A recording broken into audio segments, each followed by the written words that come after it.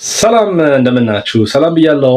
ዛሬ ጀላችሁ የቀረብኩት ከሰሞኑ እንደምታዩት ከጀርባ ያየው መረጃ የአፍሪካ ቢዝነስ ሪፖርት ድረገጽ ሲሆን ይሄ የአፍሪካ ቢዝነስ ሪፖርት ለማታውቁት ላለፉት 3-4 አስርት ዓመታት በአፍሪካ ውስጥ ያሉት የፋይናንስ ሪፖርቶች ባንኮችን አቋምና የተለያዩ የኢኮኖሚ ሴክተሮች ላይ ዘገባ የሚያካሄድ ነው። በተለይ ደግሞ ካለፉት 2 አስርት ዓመታት ተከታታይ የአፍሪካ 100 ታላላቅ ባንኮችን የሚያቀርብበት መረጃ ነው።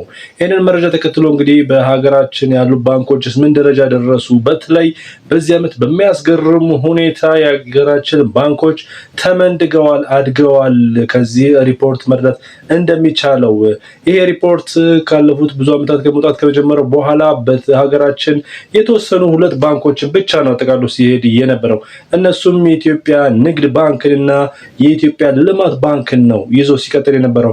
ነገር ግን ከጥቂት ዓመታት ጀምሮ ያሉት ባንኮች በመጨመር የግል ባንኮችም ተቀላቅለው በአሁኑ ሰዓት ቀደም ሲል ሲያሳዩት የነበረው ዝቅተኛ የሆነ ደረጃ በማሻሻል ከፍተኛ ሪከርድ አስመዝግበዋል። በዚህም ዓመት ላይ አይን ውስጥ ገብተዋል ማለት ይቻላል። እንደምታውቁት ባለፈው ዓመት የተካሄደው የፋይናንስ ሪፎርም አስተዋጽኦ ሳያደርግላቸው የቀረ አይመስለንም። ነገር ግን እንግዲህ ይህንንም እስቲ መጨረሻ ላይ የምናየው ይሆናል። ማን ደረጃ ላይ ደረሰ፣ ተመነደገ፣ ማን አኮራን የሚለውን ነገር ግን እንደተለመደው አጠቃላይ ሪፖርቱንም ስናይ ከ1 እስከ 3 ያሉትን ብናይ ከ2024 ከባለፈው ዓመት ከተመሳሳይ ነው። በአሁኑ ሰዓትም አንደኛ ደረጃ የሚገኘው ስታንዳርድ ባንክ ሲሆን የደቡብ አፍሪካው፣ ሁለተኛ ናሽናል ባንክ ኦፍ ኢጂፕት የግብፁና አትራጁጂን ባንክ የሚባለው የሞሮኮ ባንክ ነው። እነዚህ 3 ባንኮች ባለፈው ዓመትም አንደኛ ደረጃ ላይ የሚገኙ ናቸው። በተለይ አንደኛና 3ኛ ያሉት ባንኮች በአክሲዮን ገበያ ላይ የሚገበያዩና የመንግስት አካል ሳይሆን በግል አክሲዮን ላይ የተመሰረቱ የተለያዩ ዓለም አቀፍ ኢንቨስተሮች የተዋቀሩ እንደሆኑ መረዳት ይቻላል። ነገር ግን ወደ ሀገራችን ስንመጣ በተለይ ሀገራችን ቀደምትና ገናናው ትልቁ ባንክ የሆነው ኢትዮጵያ ንግድ ባንክ በ29ኛ ደረጃ ላይ ተገኝቷል። ይህም በ1 ቢሊዮን ካፒታል ማለት ነው። ይህን ካፒታል ስናይ አንደኛ ከሆነው ባንክ ከስታንዳርድ ባንክ አንጻር ፍጹም አነስተኛ ቢሆንም 29ኛ ያስቀምጡታል። ስታንዳርድ ባንክ 13 ቢሊዮን ዶላር ካፒታል በመያዝ ነው አንደኛ የሆነው። ከሀገራችን ግን የኢትዮጵያ ንግድ ባንክ 29ኛ ደረጃ ላይ 1 ቢሊዮን ዶላር በመያዝ ነው የተቀመጠው። ሌላው የሀገራችን ባንክ የልማት ባንክ ወይም ዴቨሎፕመንት ባንክ ኦፍ ኢትዮጵያ 43ኛ ደረጃ ላይ ይገኛል። 43ኛ ደረጃ ላይ የተገኘበት ሁኔታ ከባለፈው ዓመት የተወሰነ ማሻሻልን አሳይቷል። በመቀጠል ግን ከሁሉም ባንኮች ከ100 ባንኮች ከፍተኛው መሻሻል ያሳየው አንጋፋው የሀገራችን የግል የመጀመሪያው ባንክ አዋሽ ባንክ ሲሆን እሱም ከነበረበት አምና 68ኛ አሁን ላይ ወደ 50ኛ አድጓል። ይህም እንግዲህ 18 ደረጃዎችን ማሻሻል ማለት ነው። በተለይ ለአዋሽ ባንክ ትልቅ ስኬት ነው። እንደ ሪፖርቱ ዘገባም ደረጃ 1 ከሚባሉት ባንኮች ውስጥ ለመጠቃለል ችለዋል ማለት ነው። በዚህ ሪፖርት ዘገባ ቲር 1 የሚባሉት ባንኮች ከግማሽ ቢሊዮን ዶላር በላይ ካፒታል ያላቸው እና ከ50 ውስጥ የገቡ ሲሆን የአዋሽ ባንክም ከ508 ሚሊዮን ዶላር በላይ በማሳካት እዚህ 50ኛ ላይ በመቀመጡ ትልቅ ምርታ ምስክርነት የአዋሽ ባንክ ታላቅነት የታየበት ነው። ነገር ግን አዋሽ ላይ ብቻ አላበቃም። ሌሎቹም ተከታታይ ባንኮች ዳሽን ባንክና አቢሲኒያ ባንክም ቀላል የማይባል እድገት ነው ያስመዘገቡት። አቢሲኒያ ባንክ 16 ደረጃዎችን በማሻሻል 72 አንደኛ ሲገኝ፣ ይቅርታ ዳሽን ማለት ነው።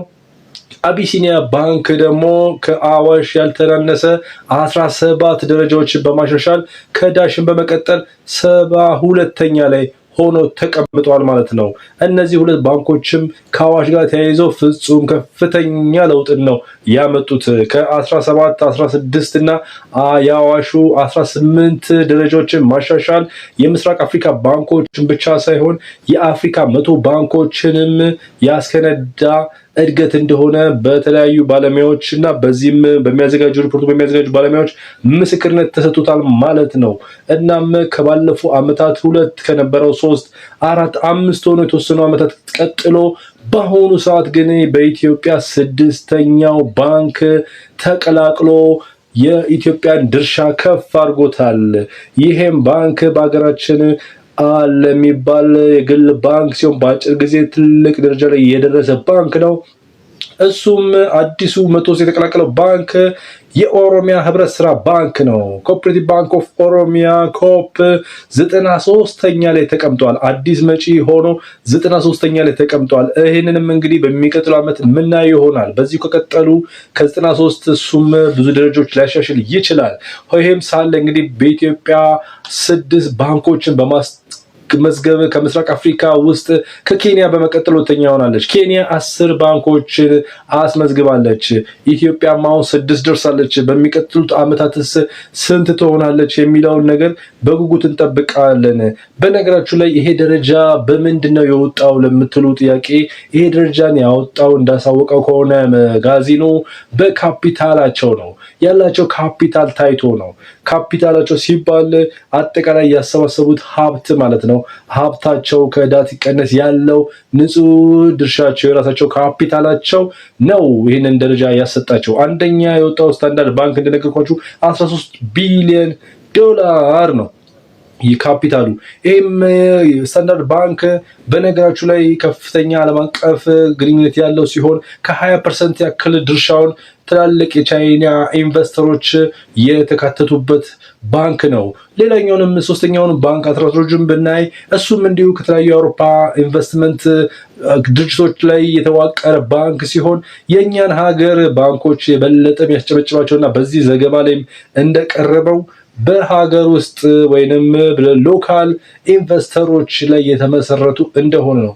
ከንግድ ባንክና ከልማት ባንክ ውጪ እንደምታውቁት አዋሽ፣ ዳሽን፣ አቢሲኒያ ህብረትና ኦሮሚያ ህብረትና ሌሎቹም ባንኮች በሀገር ውስጥ ኢንቨስተሮች ብቻ የተመሰረቱ ነው እና ከሀገር ውስጥ ሀብት ይህን ያህል ውድድርና እድገት ማስመዝገብ በጣም ያስጨበጨበ እንደሆነ ነው የተገለጸው።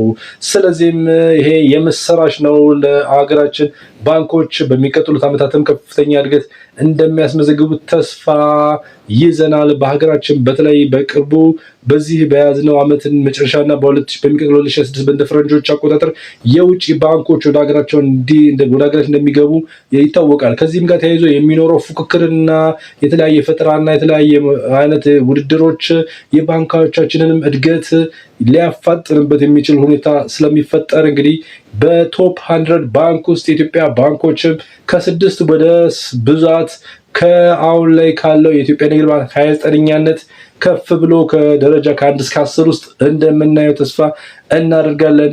አሁን ላይ ግን እውነት ፍጹም ደስ የሚል ነው። በተለይ የግል ባንኮችን በተመለከተ ነው ደስታውን እዚህ ጋር መግለጽ የሚቻለው። አዋሽ ባንክ አሁንም አኩርቷል። 50ኛው ትልቁ የአፍሪካ ባንክ ሆኗል።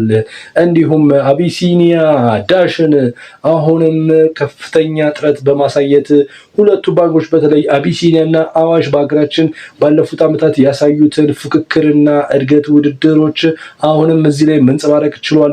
እነሱም በአፍሪካ ውስጥ መሰረታቸውን እየተከሉ የሚገኙ ባንኮች ናቸው። ዳሽን ባንክንም ሳንረሳ፣ ዳሽን ባንክ አንጋፋው አንድ እርምጃ ቀዳሚ ባንክም አሁንም እየቀደመ እየሄደ ነው። ሌላው አንበሳ ባንክ የኦሮሚያ ህብረት ስራ ባንክ ነው። የኦሮሚያ ህብረት ስራ ባንክም ስራ ከጀመረበት ዓመት አንጻር ሲነጻጸር ከነዚህ ቀደምት ፈርስት ጄኔሬሽን ባንኮች ጋር ለመወዳደር መቻሉ እጅግ በጣም የሚያነሳሳ ለሌሎቹም ባንኮች አርአያ የሚሆን ሲሆን አሁንም በመቀጣይ ዓመታት ከዚህ ባንክ ፍጹም ትልቅ ነገር የምንጠብቅ እንደሆነ ማወቅ ይቻላል። ከዚህም እንግዲህ ሌሎቹም 30ውን ባንኮች ምን ይማራሉ፣ ምን ይፈጠራል የሚለውን የሚቀጥለውን ዓመት በጉጉት እንጠብቃለን። ለዛሬ እንግዲህ ያቀረብንላችሁ ይሄ ነው ቶፕ 100 አፍሪካን ባንክስ።